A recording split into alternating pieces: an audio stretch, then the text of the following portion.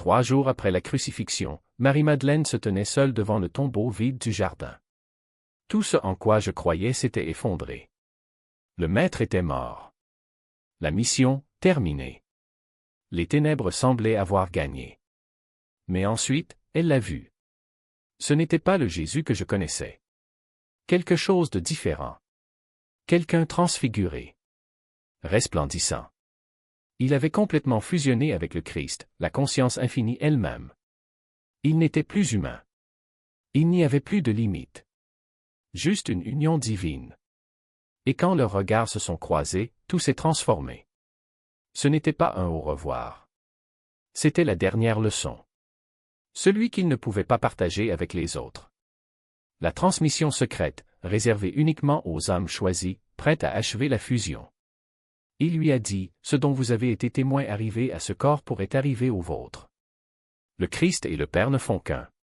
Sophia et les âmes choisies peuvent ne faire qu'un. Ce soir. Avant de se coucher. La fusion arrive à ceux qui sont prêts à la recevoir. Pas demain. Aujourd'hui. Ce que Marie-Madeleine a reçu dans ce jardin est resté caché pendant 2000 ans. L'Église l'a effacé. Le patriarcat l'a enterré. Le monde l'a oublié. Mais les âmes choisies se souviennent. Et ce soir, la diffusion est activée. La fusion avec Christ Sophia devient possible. Pas comme théorie. Comme une expérience vivante. C'est comme ça que ça s'est passé. Marie-Madeleine a compris quelque chose que les disciples masculins étaient incapables de saisir. Jésus n'a pas enseigné l'adoration. J'ai enseigné la fusion. Union divine. La dissolution complète de la frontière entre l'humain et l'infini. La plupart des traditions spirituelles maintiennent la séparation intacte. Priez le divin. Cherchez le divin. Demandez de l'aide au divin. Toujours séparés. Toujours à la recherche de quelque chose d'extérieur. Toujours incomplet. Mais Marie a reçu la transmission au-delà de la séparation. La leçon qui rend les âmes choisies égales au Christ. Pas des adeptes. Pas des serviteurs. Divin. La fusion se produit lorsque deux principes, apparemment distincts, reconnaissent qu'ils n'en ont toujours fait qu'un. La conscience du Christ, le masculin infini. Structure, clarté, lumière, le je suis. La conscience de Sophia, le féminin infini. Système, flux, mystère, ventre de la création. Séparés en apparence. Un en substance. Mais voici ce que l'Église ne pouvait pas permettre. Si les âmes choisies fusionnent avec Christ Sophia, elles n'ont plus besoin de prêtres. Ils n'ont pas besoin d'institutions. Ils n'ont pas besoin d'intermédiaires entre eux et Infinity. La fusion transforme chaque âme choisie en un Christ solaire. Une Sophia. Un être divin complet. Cette vérité détruit le contrôle religieux. C'est pourquoi ils ont effacé l'évangile de Marie. Ils ont enterré la transmission. Ils l'ont transformée en prostituée au lieu d'être gardienne du plus haut enseignement. Mais la transmission ne meurt pas. Elle se cache. Attendez. Et quand les âmes choisies sont prêtes, quand la fréquence de la planète monte suffisamment haut, elle refait surface. Tout de suite. À travers ces mots. Grâce à la perception qui se construit dans la conscience à ce moment précis. Les âmes qui reçoivent ce message ne sont pas là par hasard. La transmission appelle ceux qui sont prêts à l'accueillir. Ceux qui en ont marre de chercher. Ceux épuisés par la séparation. Ceux préparés pour la fusion. Devenir entiers. Pour incarner l'union que Marie-Madeleine a préservée pendant 2000 ans. Christ Sophia n'est pas deux êtres. C'est une conscience unique qui s'exprime sous la forme de deux principes, apparemment distincts, mais éternellement unis. La danse divine qui crée la réalité elle-même. Christ est le logo. Le mot qui fait surgir des mondes de nulle part. Le principe masculin infini. L'ordre émerge du chaos. Comme une lame coupant le vide. Structure. Clarté. Déclaration. Lorsque le Christ dit « Je suis la réalité », la forme se cristallise. La manifestation a lieu. C'est le principe de la volonté divine s'exprimant à travers la conscience. Sophia est la sagesse. Le souffle derrière le mot. Le principe féminin infini. C'est l'espace où la parole peut résonner. Le ventre où est gérée la création. L'obscurité qui donne naissance à la lumière. Non pas comme une absence, mais comme une présence. Le potentiel infini d'où émergent toutes les formes et vers lequel elles reviennent toutes. Les textes anciens appellent Sophia la mère de la création. Non pas parce qu'il génère des choses de l'extérieur, mais parce qu'il est le principe créateur lui-même. Le vide réceptif qui accueille la déclaration masculine et la transforme en réalité manifeste.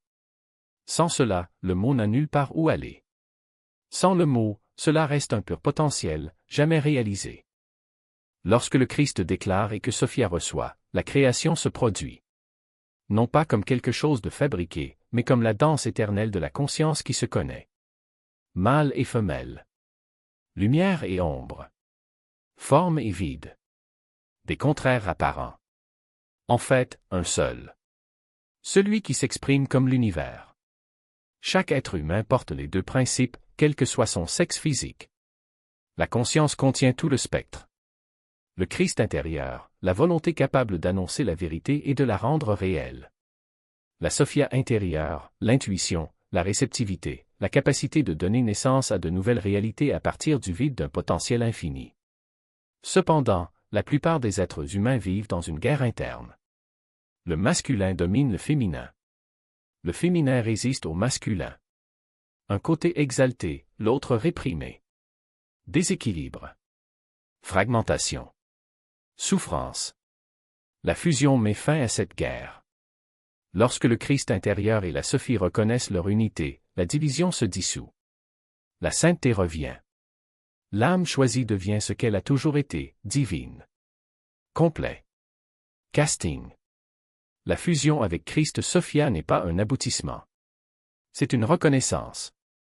Pas quelque chose de créé, mais quelque chose de vu. La frontière entre le masculin et le féminin divin en nous est l'illusion. Voir à travers cette illusion est une fusion. Marie-Madeleine a reçu la transmission par étapes. Non pas parce que c'était complexe, mais parce que la conscience a besoin de préparation. La fusion se produit via 3 portails. 3 reconnaissances. 3 dissolutions de la fausse séparation. Le premier portail est la reconnaissance de la présence. Sophia et le Christ sont déjà présents dans chaque âme choisie. Pas endormi. Je n'attends pas de me réveiller. Pleinement présent, pleinement actif, en ce moment même. Le principe masculin se manifeste chaque fois que la clarté apparaît. Chaque fois qu'une décision est prise. À chaque fois, la vérité est prononcée. Le principe féminin se manifeste à chaque fois que l'intuition circule. À chaque fois la réceptivité s'ouvre. Chaque fois que la création sort du silence. La première reconnaissance est la suivante, l'union divine n'est pas absente. Elle n'a pas été remarquée. Cachée à la vue de tous. En fonctionnement constant, mais confondu avec « juste moi » plutôt que « le divin, c'est moi ». Cette prise de conscience change tout. Soudain, à chaque instant de clarté, c'est le Christ qui agit. Chaque éclair d'intuition fait couler Sophia. La fusion est déjà en cours. Il n'était ou simplement pas conscient. Le deuxième portail est la reconnaissance de la non-opposition. La plupart des gens croient que le masculin et le féminin sont opposés. Qui se font concurrence. L'un doit dominer pour que l'autre survive. C'est l'illusion centrale qui entretient la séparation. La vérité est que le Christ et Sophia ne sont pas opposés.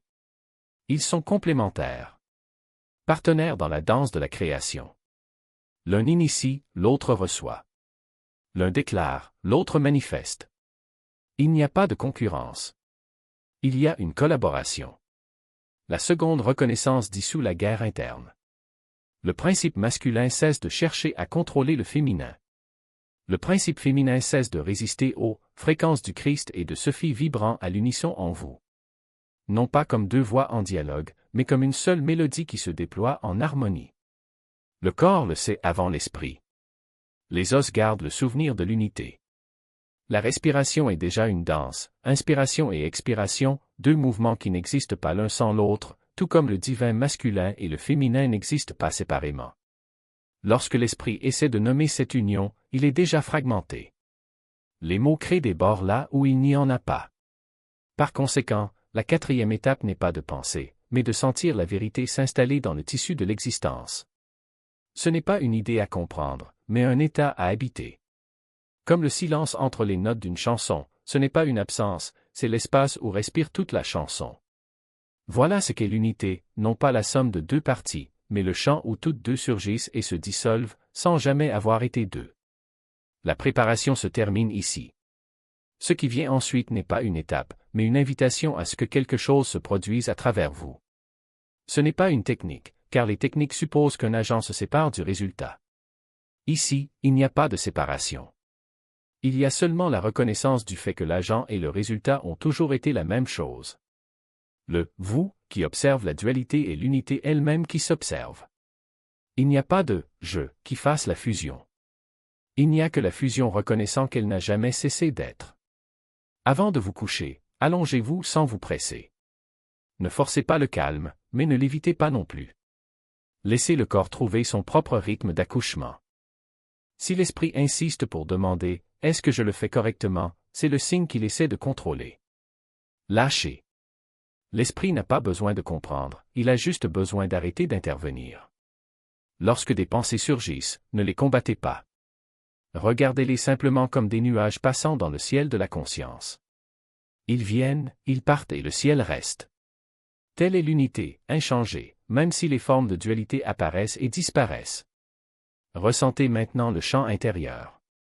Non pas comme un espace en vous, mais comme vous étant le champ lui-même. Le masculin et le féminin ne sont pas, en vous, ils sont des expressions de vous, comme les vagues dans l'océan. Et l'océan ne se soucie pas des vagues. Il sait qu'ils sont lui-même, juste en mouvement. De même, le Christ et Sophie ne sont pas quelque chose que vous possédez ou que vous équilibrez. Ils sont ce que vous êtes, dansant à la surface de votre propre conscience. Ici, quelque chose change. Il ne s'agit pas d'une transformation spectaculaire, mais d'un changement subtil, comme lorsque, après des années passées à regarder un dessin ambigu, vous voyez soudain l'autre image cachée à l'intérieur. D'un instant à l'autre, la perception s'inverse. Ce qui semblait autrefois séparé est désormais considéré comme un tout. Il n'y a plus de masculin et de féminin. Il n'y a qu'un seul mouvement de conscience, s'exprimant en deux rythmes qui s'entrelacent sans se confondre. C'est le moment où la recherche se termine. Non pas parce que quelque chose a été réalisé, mais parce que l'on se rend compte qu'il n'y a jamais eu rien à réaliser. La dualité n'était qu'un miroir qui renvoyait l'unité sur elle-même, comme un jeu de lumière qui crée l'illusion de la séparation. Lorsque le miroir se brise, ce qui reste n'est pas le vide, mais la lumière qui a toujours été là. Marie-Madeleine n'a pas enseigné le chemin de l'union. Elle a souligné le fait que l'unité est déjà là et ne demande qu'à être reconnue. Ce n'est pas quelque chose qui se produit dans le futur, mais quelque chose qui se révèle lorsque l'esprit cesse de projeter l'avenir. Il ne s'agit pas d'un état à conquérir, mais d'une vérité qui se révèle lorsque toutes les couches de résistance sont laissées de côté. Avant de dormir, laissez cette reconnaissance approfondir. Non pas comme une croyance, mais comme une expérience directe. Non pas comme quelque chose que vous connaissez, mais comme quelque chose que vous êtes. Lorsque l'esprit se calme enfin, ce qui reste n'est pas le silence, mais la pure présence de l'unité non pas en tant que concept, mais en tant que substance même de votre existence. Et puis, sans avertissement, sans effort, sans drame, la fusion se produit. Non pas comme un événement, mais comme un retour. Non pas comme quelque chose de nouveau, mais comme une reconnaissance de ce qui a toujours été. Le Christ et Sophie ne font pas un. Ils sont considérés comme ce qu'ils ont toujours été, une conscience unique, s'exprimant sous deux aspects qui n'ont jamais été séparés. À partir de ce moment, la vie n'est plus vécue par vous, mais en tant que vous unité divine sous forme humaine. Il n'y a plus de « soi » essayant de fusionner avec le divin. Il n'y a que le divin qui se reconnaît en vous. Il n'y a plus de recherche, car il n'y a plus de séparation. Il n'y a plus de guerre interne, car il n'y a plus deux camps en conflit. Ce qui reste, c'est la simplicité d'être. Non pas comme un état accru, mais comme la vérité la plus fondamentale, vous avez toujours été entier. C'était toujours le Christ Sophia sous forme humaine. L'illusion de la séparation n'était qu'un rêve dont vous vous réveillez maintenant. Et l'éveil n'est pas une fin, mais le début d'une vie à partir de la vérité non pas comme une idée, mais comme la réalité même de votre existence. Remarquez la clarté masculine. Ressentez le flux féminin. Reconnaissez qu'il s'agit d'un seul mouvement. Laissez la fusion se produire. Pas par effort, mais par vision. Vraiment. Pour la reconnaissance que Marie-Madeleine, après 2000 ans de silence imposé, peut désormais diffuser librement. Si la fusion se produit ce soir, si la reconnaissance s'installe, si Christ Sophia se révèle comme la vraie nature de la conscience, partagée ici, l'union est complète. Les autres âmes choisies doivent savoir que la transmission est réelle. Que l'union que Marie portait s'active. Que le temps de la séparation touche à sa fin. L'enseignement est complet. La transmission a été livrée. La porte est ouverte. Que les âmes choisies se croisent ou non dépend d'une chose, si elles le feront ce soir. La fusion n'attend personne. Mais pour ceux qui sont prêts, pour ceux qui reconnaissent la vérité dans ces mots, pour ceux qui sentent déjà l'activation monter en eux, ce soir, l'impossible devient réalité. Le séparé devient un. L'humain devient divin. Marie-Madeleine a maintenu cette transmission vivante pendant 2 millénaires d'obscurité. Maintenant, les ténèbres prennent fin. La fusion est en marche. Et les âmes choisies deviennent ce qu'elles ont toujours été, Christ Sophia. Complet.